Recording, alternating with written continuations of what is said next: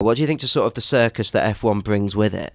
Do you know what I find mad is that there is a professional sport that, like, 10 minutes before the sport begins, there's just thousands of rich people taking selfies with the professional sports people. You know, like if the World Cup final was about to start and there was just loads of VIPs on the pitch taking selfies with Messi.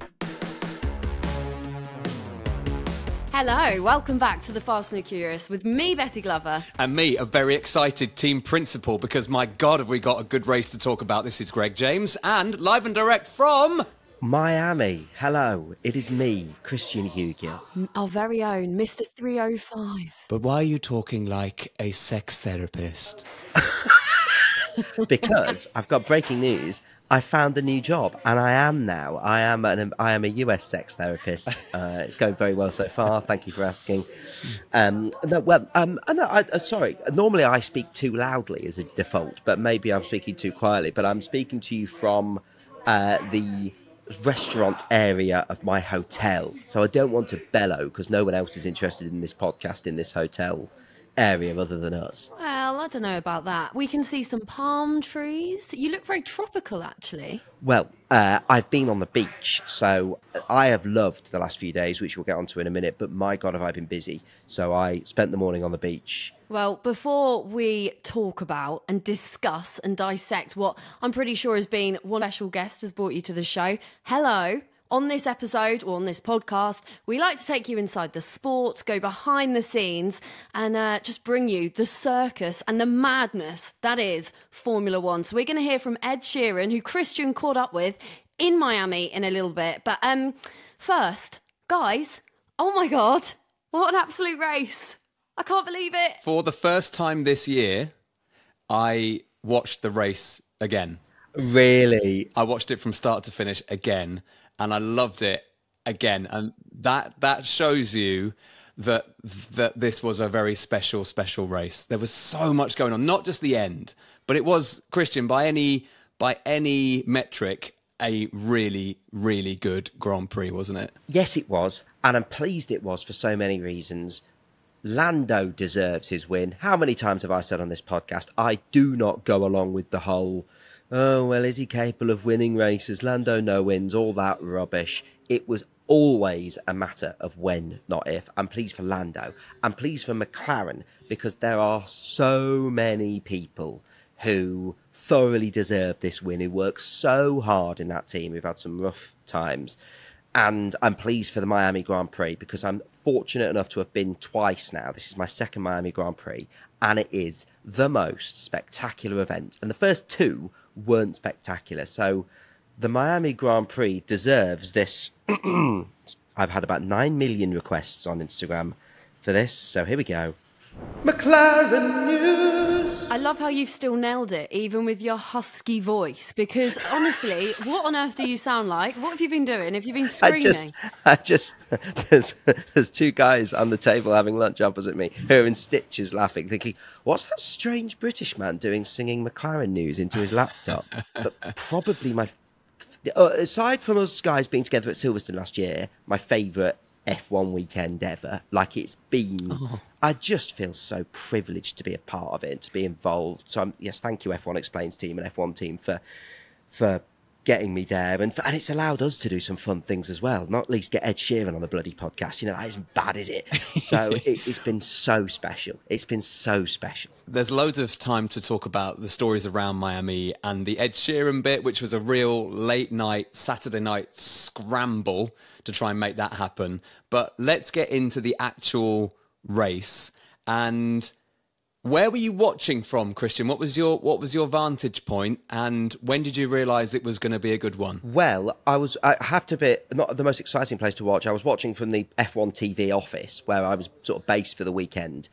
But when I realised we were about to witness a moment of history, I ran downstairs into the paddock and stood myself at the back of the McLaren garage next to a screen so I could hear inside the garage as Lando crossed the line.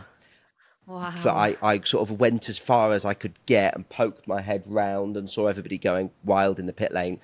And then you can go into the stadium and be on the pitch of the Miami Dolphins of the Hard Rock Stadium. So I went, that's where the sort of paddock extension is. So I went there and I could hear the crowd chanting Lando, Lando, Lando from inside the stadium when the track was sort of the other side of me. And Greg, to answer your other question, when did I realise it was going to be a special race? I think when the safety car came out, it needed a safety car. The first 15, 20 laps weren't spectacular. And then the safety car came out and you thought, this could mix this up. This is interesting. I want to get onto that safety car thing because I was wondering earlier, I was like, would this have happened? Like, do you think Lando would have had a chance if that safety car hadn't come? Because he was so fast. I suspect if the safety car hadn't happened, Lando probably would have come second and not quite won the race. But who knows? Yeah, all right. You know, for those new to Formula One, if you pit under the safety car, that is a huge advantage because the rest of the field is going slower. The race has been neutralised. The race has been slowed for them to clear an obstacle.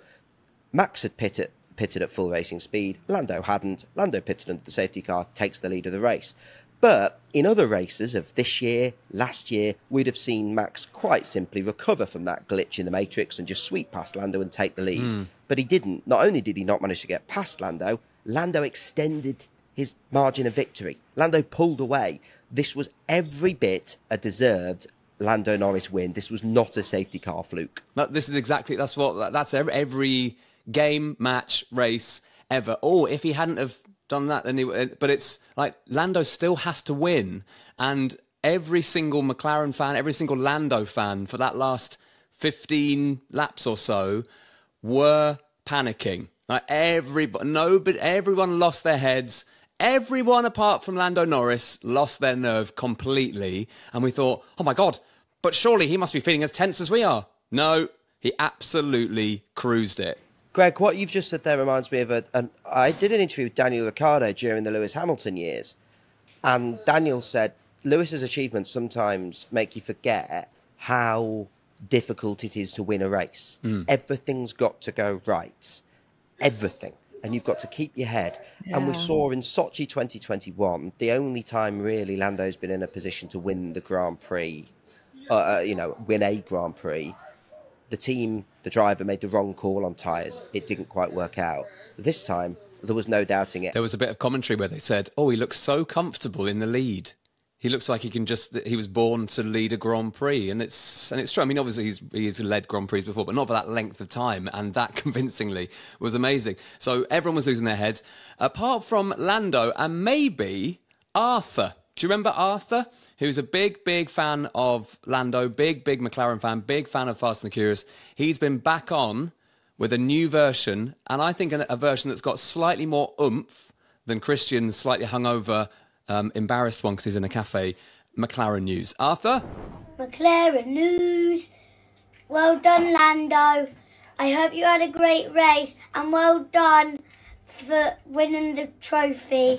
Oh, lovely, Arthur. Lovely, lovely, wonderful Arthur. That's great. What an absolute legend he is. But Christian, this was absolutely monumental. What was the atmosphere like? Because from where we were watching and listening back at home, it looked insane. So what was it like in the paddock? Normally there's the paddock where we were at Silverstone, and then you get the back of the garage, which leads into the paddock. And that's the case in Miami. But then you can walk into and under the stadium and go into an extra bit on the pitch in the stadium. So there was this lovely moment where McLaren sort of en masse all arrived back into the stadium, all wearing bright orange hats, all pouring each other champagne, all hugging each other. I was doing an interview for someone, and one of McLaren's media team hugged me with such force that I'm convinced it nearly broke one of my ribs. Hello, Harry. You know, you could just feel how much it meant to them. It was just such a special thing to watch and just take in. The thing that I really noticed is that it wasn't just McLaren that were buzzing about this. Everybody was buzzing. Ferrari was celebrating. You saw Toto Wolff congratulating them. All of the drivers were buzzing for Lando because this has been such a long time coming and he's finally done that. Did you see that? And did you get a sense of that? Yeah. So I saw on the screens all the drivers come up to Lando to congratulate him. Then, as I mentioned, when I'd gone back into the stadium and as they all arrived, the first person I saw go up, make a beeline specifically for McLaren to congratulate them was Bradley Lord, Director of Communications at Mercedes, another friend of the podcast who's been on. Bradley went round congratulating them, which was lovely. Toto Wolff did the same. And right in the middle, little did I know, of that crowd I was watching, was the Ferrari team boss, Fred Vasseur, wearing a McLaren cap, spraying champagne, having the time of his life. His team had just been beaten, but even he was, congratulating them. And as much as I bang on about in this podcast, they want to beat each other so much. It is so lovely seeing the camaraderie throughout the weekend. It's a travelling community. People look after each other. Everybody looks out for each other. Everybody congratulates each other in moments like that. It's a special part of Formula One that I'd never appreciated until being on the ground. It's lovely. Well, it's nice because they all know how hard it is to win a race, and they all know how much work goes into it. But I think it's maybe more than that. It's the fact that Lando is incredibly likeable, and they all seem to they root for him, don't they? Because I think they see that he struggles sometimes with confidence and beats himself up about stuff. But to see him finally do it, it really is sky's the limit now for Lando Norris, isn't it? Now he knows how it feels to win. You can make a habit out of that. Listen, that's a real win. McLaren's upgrades are the real deal. And the gossip amongst the weekend had been these upgrades from McLaren are fantastic. Like, wow, this is good. And do you remember when, Greg, I remember listening to you on Radio 1 Breakfast when the COVID vaccine was first announced on the news, and you were like, is this it? Could this be it? Sort of felt like that in the paddock this weekend with the McLaren upgrade. It's like, are these McLaren upgrades here? Is this what's going to break the Red Bull dominance? Is this it? Now, I think Red Bull is still the overwhelming favourites. I still think they'll win the titles this year. But this felt like the most significant step forward for a team that we've seen, but it really feels like McLaren are taking a step forward. And I heard more gossip that apparently Ferrari are rather pleased with their upcoming upgrades that they're due to bring in Imola. Ooh. So it does feel... I mean, listen, last year, Red Bull only didn't win one race. They couldn't hook it up and get the car happy for one race. This year, that's happened twice. In Australia, they weren't happy with the car and they had a mechanical problem. Miami, they've not been able to hook the car up. And we're only in, what was that, round 6? I can't remember off the top of my head. It does feel like the needle's shifting. Oh, okay. That's so exciting. Also, like, no shade on Max, because he's an absolute legend. Absolute legend. Such a good driver. We say it all the time. But how amazing was it to witness somebody else win a Grand Prix and do it in a dominant style, where Max is then, sat behind him thinking, how on earth do I get past this guy? I haven't been in this position since 2022. Can I just talk about Max a little bit? Because he gets portrayed as the panto villain an awful lot. A lot of that's because he's dominating and people want it to be closer. It's all very understandable. Yeah. Sometimes British people struggle with his quite blunt sense of humour. He was so lovely with us in the interview. We obviously had him on the Miami preview show. He couldn't have been any nicer, more lovely with me. Same with the Red Bull team, who were really accommodating to us. And his reaction to Lando winning was the epitome of a class act and good sportsmanship. He actually really tried his hardest to move the narrative away from, didn't Lando get lucky with the safety car, by going, well, no, I wasn't happy with the car. This wasn't a good weekend for us. Lando deserves that win. He was really sportsmanlike. And of course, the two of them are good mates. So in the same way we've praised Lewis Hamilton for how classy he is in defeat, it's the mark of a champion to lose gracefully. And Max, I think, did himself a lot of favours this weekend in the way he congratulated Lando. It was really nice to see. And as well, guys, I should mention, I reminded Gunter Steiner of our live episode we did with him on the morning of Silverstone, which he smiled at the memory of, because I did a live episode of F1 Explains with Gunter on the Thursday and said, we've done this before with my friends at the Fast and the Curious. And he went, oh, fantastic, it's great to see you. That's not a good Gunter Steiner impression. But I also was spreading the Fast and Curious love with Gunter, who warmly remembered and smiled at our Thursday morning rainy live experience. So lovely to see Gunter again. We'll get him back on. We'll get Gunter back on, definitely. We'll definitely get Gunter Steiner back on. It was a bad Gunter Steiner impression, but I think it was a good Dracula impression. Oh, thank you. What, Greg? I'll take that. That's a plus. We need to talk about another person you bumped into behind the scenes at the Miami Grand Prix. And this was, well, this was ignited because you messaged the group saying, just hanging out with my good friend Ed Sheeran, because he was doing an interview for something in the paddock, whatever. And I thought, there's an opportunity here. We've got a rogue Christian Hugill, and we've got one of the biggest pop stars on planet Earth. Now, one of the privileges of my job is that I've met a lot of those big pop stars, and I thought, there's a way here where we could get the mind of Ed Sheeran to meet the mad mind of Christian Hugill. And hello there. Sort of like Dr. Frankenstein, I wanted to make this happen somehow. So I reached out to Ed Sheeran.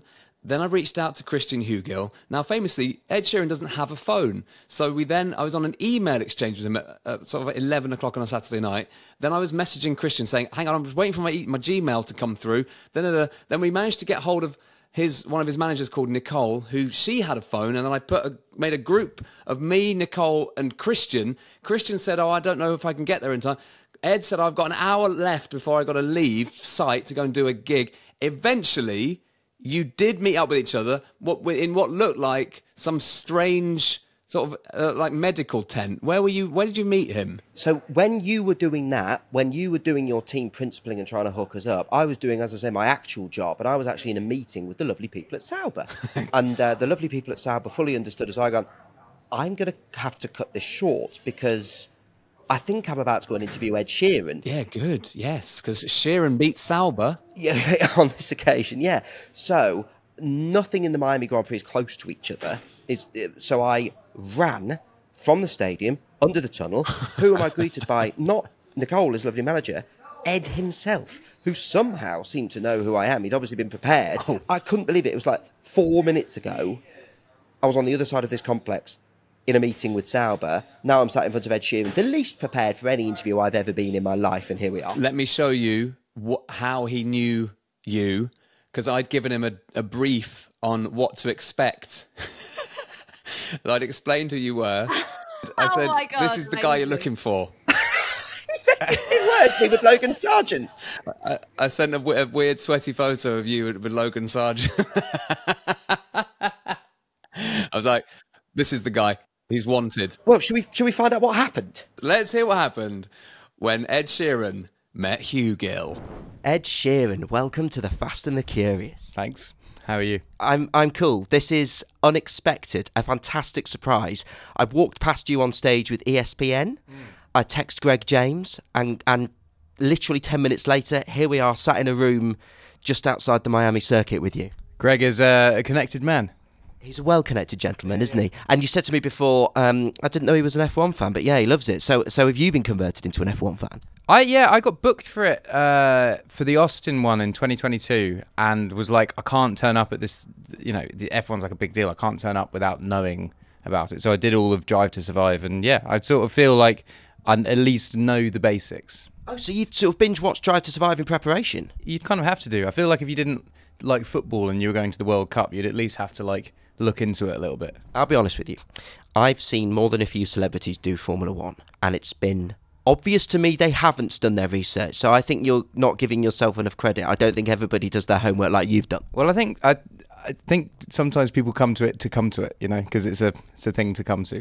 What have you just been doing? Because you've looked very busy. I have been in the Red Bull garage just now, seeing how all that works. And then what am I doing? I'm doing a fast lap with is it called a fast lap or a hot lap? It's a hot lap, yeah. A hot lap with George Russell in a bit.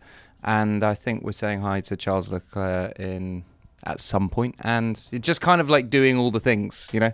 It's I was lucky enough to have a hot lap round here last year, and it is lucky? So lucky, honestly. Isn't it like don't eat before kind of thing? A little bit. I mean, how are you with roller coasters? I'm not a big fan of roller coasters.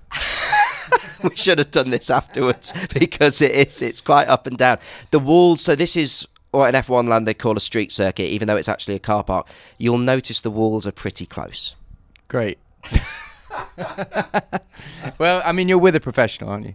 Oh, George will look after you, yeah. And George looks such a nice, sweet guy, and then drives like a madman. So you'll love it. Sweet.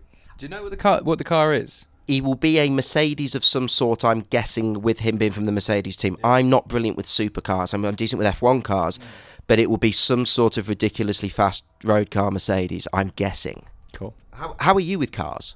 I don't know. I'm kind of like I dip in and out. I have a Volvo that, you know, gets most of the use at home, and a Mini. But you know, I bought the first car that I didn't learn how to drive till I was 24.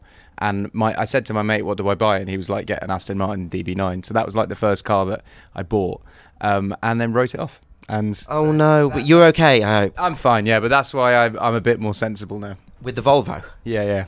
Family car. And you've been in the garage when... family car. You've been in the garage when the cars are on track. Yeah. What did you think seeing them close up? Because I know you've been to Austin, but is this the first time you've been that close up? We did Red Bull when I was in Austin too. It's super impressive. I mean, the amount of work that goes into the engineering of the car, and just the amount of people that it takes. And even like the guy that I was chatting to was just like, all of these screens, like if anyone got a picture of these screens, they could then steal our ideas and then use it on their cars. And even the back of the car with the engine cover off, they could steal that. Like it all seems very, very competitive. They're the most competitive people I've ever met in my life in all areas. They want to beat everyone. It's insane. But there's a nice camaraderie and friendship with them as well, which is nice. Does that have any comparison to artists you'll meet who you want to outsell, but you also get on well with people in the industry? Can you see any parallels between music and between Formula One? Yeah, I think the rule I think you should have with anything, whether it be music or Formula One, is that everyone obviously wants to do well, but you can't like trip someone up on the way to do that. So I think like if there was a team that was trying to sabotage another team on here, I don't think that's the way to go. But I think if people are just, you know, striving to be great, I think that's fine. That's a nice summary. I think they'd agree with you. Yeah, sabotage. They don't like sabotage around here. It's not. I'm sure it happens though, right? I think it's happened in Formula One's history. Yes, yeah. Not anymore. I'm pleased to say. And you're playing the Saturday of this weekend. Am I right? I'm playing tonight at the Hard Rock, and then I'm playing tomorrow at the Saturday. I think I'm playing on the track. That's cool. Yeah, I did that last time in Austin. I really enjoy it. It's kind of, you come in and it's like a real like circus of craziness. So have you got favourite drivers? Have you got favourite teams? I guess I have an affinity to Red Bull because the first time I came here, they were the ones that were like, "We'll show you around." Sure. But yeah, I think like being British, I always would like a British driver to win. I think that's just a patriotism thing. Yeah, of course. Have you met Lewis before? Yeah, I met Lewis back in 2014 on Jonathan Ross. I was on Jonathan Ross with Lewis Hamilton. But it's usually the way that you meet someone that isn't necessarily in your industry will be like a chat show like that. That's fantastic. Maybe you could take George Russell with you to Graham Norton or something next time. Now you're going to have a little passenger lap with him. Yeah, totally. I'm excited to meet George Russell. And the paddock it's actually not quite as crazy as it was this morning when you're walking up and down. What do you think? Because you've done Austin as well. What do you think to sort of the circus that F1 brings with it?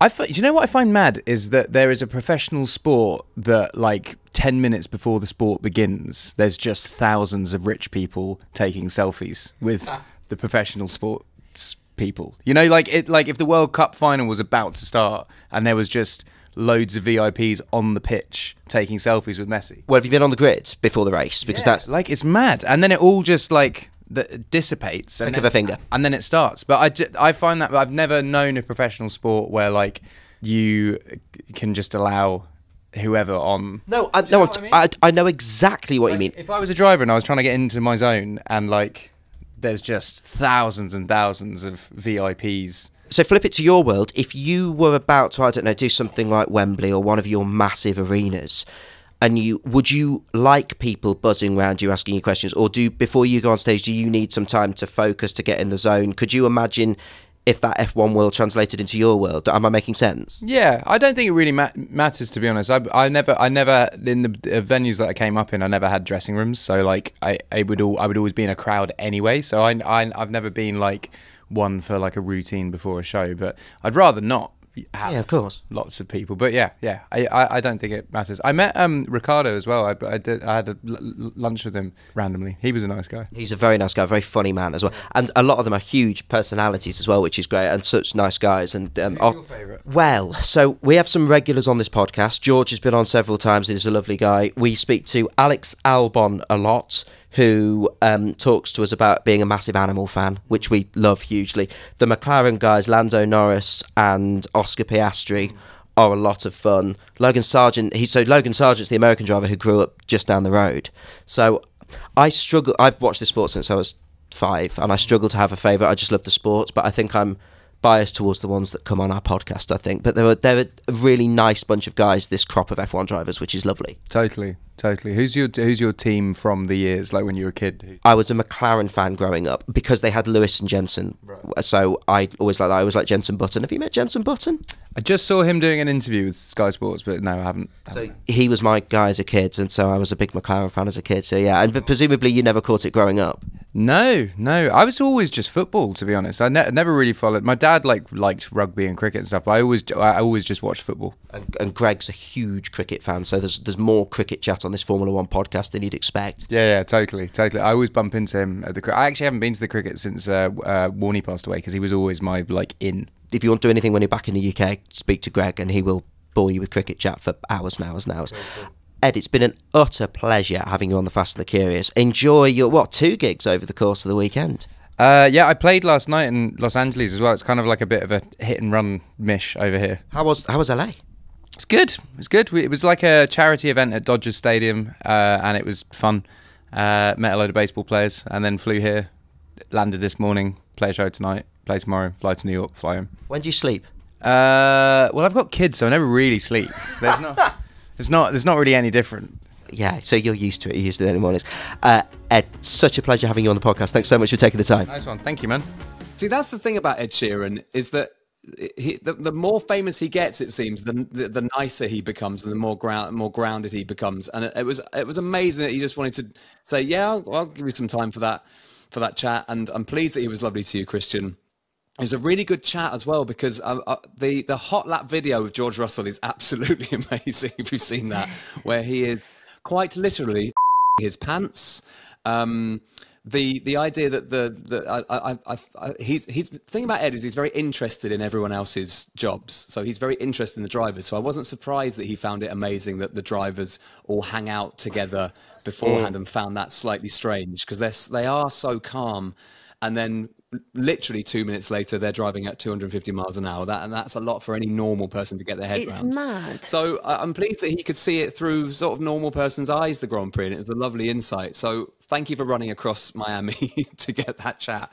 It was and I'm sad that he wrecked his DB9 as well. That's sad. Oh God, yeah, that was sad, wasn't it? Thank goodness he's all right though. So you've seen Ed Sheeran whilst you were wearing your incredible shirt. Thank you. Who else have you seen? I saw Camila Cabello, who I wouldn't have recognised if someone hadn't have pointed her out to me, because she had an enormous fringe and massive glasses. So it could have literally been any other human in the world. Classic pop star attire. Yeah, lovely to see Ms. Cabello. I saw will.i.am on the stairs in the Formula One office, who... I got the formula. What? One. When you just see him in a bland corridor, sort of sticks out like a sore thumb a bit. Do you know what I mean? When there's not the bravado around you. It was like, well, that's will.i.am just in a corridor. That's interesting. What was he wearing, out of interest? Because he always wears slightly edgy things, doesn't he? Do you know what Professor Snape wears on the Harry Potter films? Yes. That, like a large black cloak, it looked like. Which, listen, it's 28 degrees. I wouldn't have been comfortable in, personally. But it was a lot of... a large black number. I saw lots of American football players who are apparently a big deal, but my knowledge of American football is non-existent. A lot of people messaged me when I wore this hat last on the podcast. Well, Tom Brady was there. Yeah, I didn't see him. And there was rumours that Taylor Swift was going to be there, but I don't know if she ever actually showed up in the end. I don't know. Yeah, because her boyfriend was there, Travis Kelce, wasn't he? So Big Trav was there, hanging out with the Alpines. She might have been doing the big shop in Walmart, but yeah, it was good fun. Well, I've thoroughly enjoyed this episode. You seem like nicely unravelled in Miami, which is what I hoped it would do to you. You need a week off now. You've got a week off, haven't you? I have. I mean, it was amazing, but I didn't dip under like 18,000 steps for a week. So I was so busy. So I spent like 3 hours by the beach, which was amazing. For the next week, I am on holiday, so I will make up for that. There'll be a couple of gin and tonics over the course of the next week. But as team principal, I need to look out for my team while you're away. You need some downtime, so switch off, please, for a little bit, Christian. But before you get on the flight back, I just want to remind you, you know what's coming? Put your NordVPN on so you can watch all your favourite shows on the way home, yeah? I have some exclusive NordVPN news. I've downloaded it to my iPad, and a TV program I very much like has been released while I've been in the US, and without NordVPN, I wouldn't be able to download it for the flight home. But because of NordVPN, I'm going to be able to download it for the flight home. And yes, you can save yourself money by changing your virtual location and save a fortune on flights. That's all very impressive. Yes, you can watch sports events, but I'm just quite happy it'll fill a 9-hour flight home for me. So thanks, Team NordVPN. I'll forgive you for not getting me a hat. Bessie, what are the shows that Christian could watch on his flight back that he wouldn't be able to get in Miami? What do you reckon? What are his favourites? You know him really, really well. It's like Emmerdale. What's he watching? I don't think he's an Emmerdale kind of guy. Emmerdale's not far off. Corrie EastEnders. No. Hollyoaks. I want to download the latest Race Across the World. Oh, on yes. BBC. I knew that. I actually knew that. Phenomenal television programme. Also, guys, you can race across the world with NordVPN. It would help you massively. Oh, very good, Betty. Lovely. Yeah. Greg, any more information as to where our listeners might be able to keep tabs on NordVPN and maybe download it themselves? Yes, there is information coming out of my mouth now. For the best discount off your NordVPN plan, go to nordvpn.com/TFATC. That is to fast and to curious, to T-fatsy. Our link will also give you 4 extra months on the 2-year plan. That's actually loads, to be honest. And there's no risk with Nord's 30-day money-back guarantee. The link is in the description of this episode. And I feel like that is a nice place to end today's podcast. Thank you very much, Betty, for assembling. Thank you, Christian, for being in Miami, but also just coming off the beach for us. And we'll be back on Friday with another episode. We're going to have Ruth Buscombe. Ruth is great. We've chatted about her a little bit before. For those who don't know, Christian, who's Ruth Buscombe? Ruth is the former head of strategy at Sauber. She's also worked for Ferrari. She is one of the most respected voices in the paddock. People who watch and listen to our podcast from around the world will also now see her alongside our mate Laura Winter and Will Buxton on F1 TV as well. So she's an powerhouse of Formula One knowledge. I've just wanted a flight. What? There you go. That's the end of the episode. Bye, everyone. Cheers. Spit it out quick. Good protein, though, to be fair.